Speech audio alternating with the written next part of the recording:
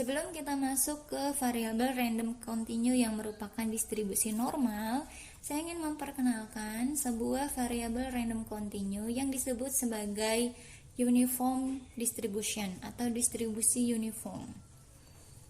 Misalkan kita diberitahu bahwa sebuah bis itu akan datang pada suatu waktu di 1 jam ke depan.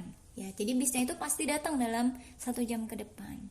Nah, di sini yang disebut dengan uniform distribution, kenapa disebut dengan uniform? Karena semua waktu, semua titik, semua kemungkinan menit, semua kemungkinan detik bahkan ya, pada 1 jam ke depan itu memiliki probabilitas yang sama. Datangnya bis memiliki probabilitas yang sama. Jadi probabilitas datang di menit ke-2, menit ke-3, menit ke-4, menit ke-10, menit ke-11 itu sama ya, memiliki probabilitas yang sama. Nah, ini kita sebut sebagai distribusi uniform karena memiliki peluang yang sama selama 1 jam ke depan. Nah, hal ini berbeda dengan nanti kita lihat ada yang disebut sebagai distribusi normal. Pada distribusi normal, semua titik ini tidak memiliki probabilitas yang sama. Misalkan begini, kalau kita lihat tinggi manusia ya, kalau kita mensurvei 100 mahasiswa informatika dan kita ingin mencari manusia dengan tinggi misalnya 155, itu akan lebih umum dibanding mencari manusia dengan tinggi 110 misalnya. Ya, mahasiswa informatika dengan tinggi 110 bisa-bisa susah ditemukan kalau tidak bisa disebut tidak ada ya. Jadi di sini ada probabilitas yang memiliki nilai lebih tinggi, lebih berpeluang untuk ditemukan dibanding nilai tertentu. Misalnya tadi, tinggi badan 155 lebih umum daripada tinggi badan 110. Dan misalkan kita lihat ekstrem kiri dan ekstrem kanan yang sangat tinggi sekali, misal tinggi 175.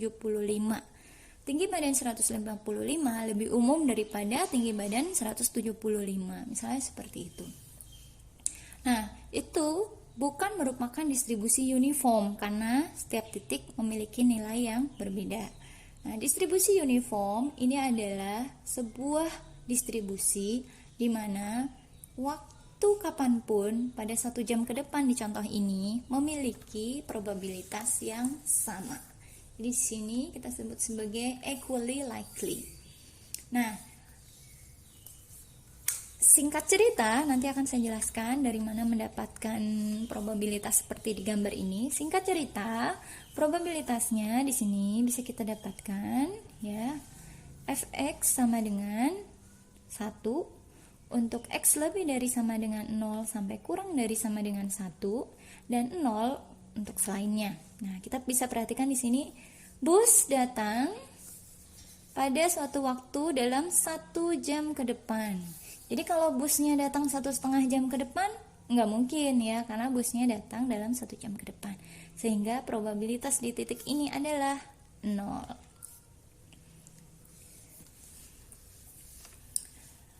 Oke, nah di sini untuk variabel random uniform ya kita bisa lihat biasanya bentuk kurvanya itu seperti ini. Ini bentuk kurvanya untuk variabel random uniform.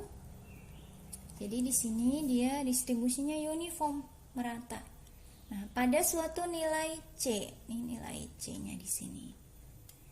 Nah, nilai C itu apa sih? Didapatkan dari mana nilai C itu?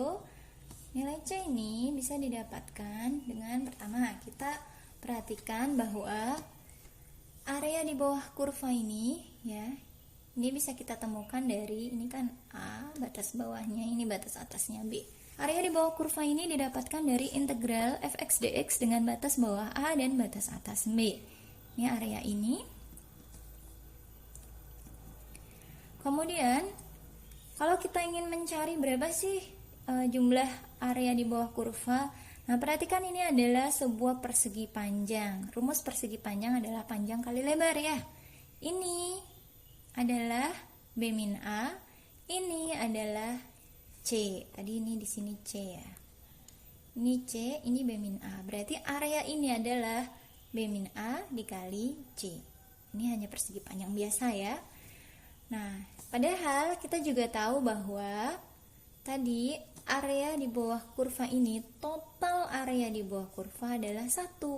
Maka 1 total area di bawah kurva sama dengan B min A dikali C.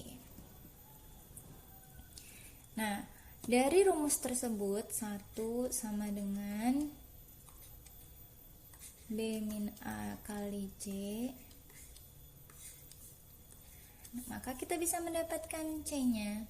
C sama dengan 1 per B min A. Jadi, kita bisa mendapatkan nilai C dari rumus ini. 1 per B min A.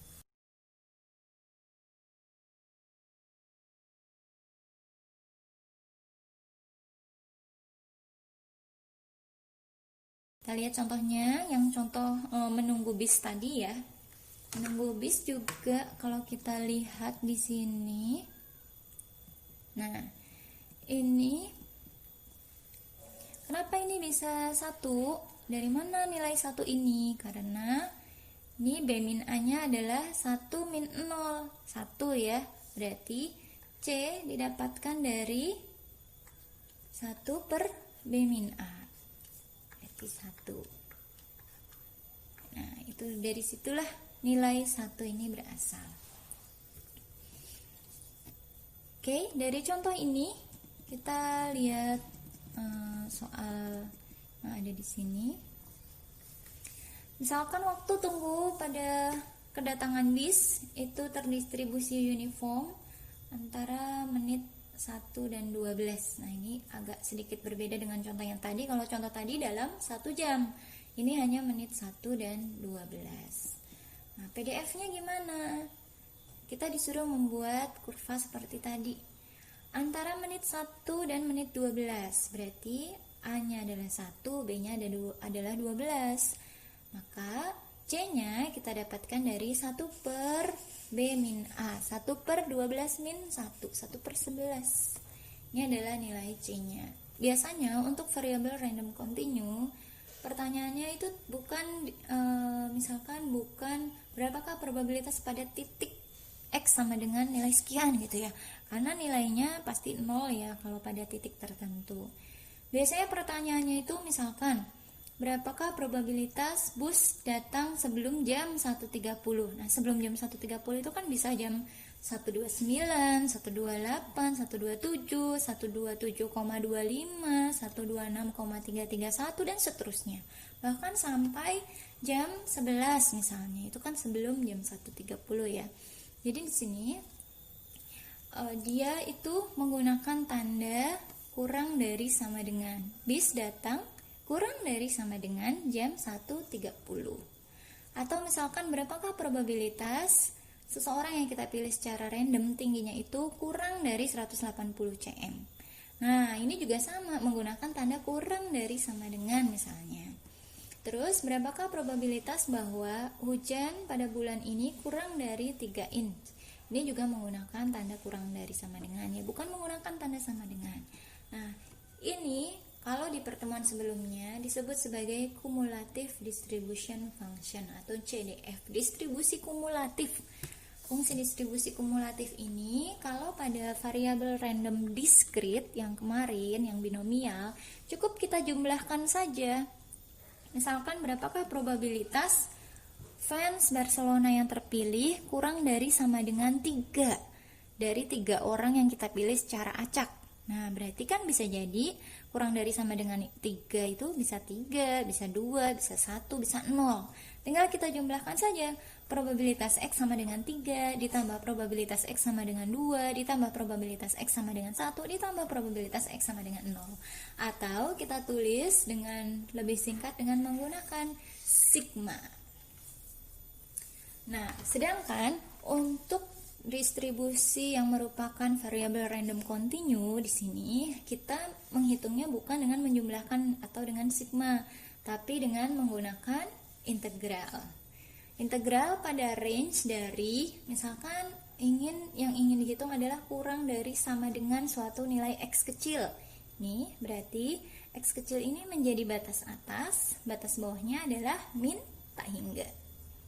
Nah, jadi untuk fungsi distribusi kumulatif atau probabilitas kumulatif, ini adalah contoh kurva distribusi fungsi distribusi kumulatif untuk variabel random discrete ya. Di sini tinggal kita jumlahkan saja ya, nilainya terus menaik ya.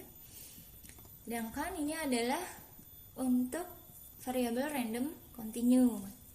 Nah, di sini kita bisa lihat nilainya juga menaik.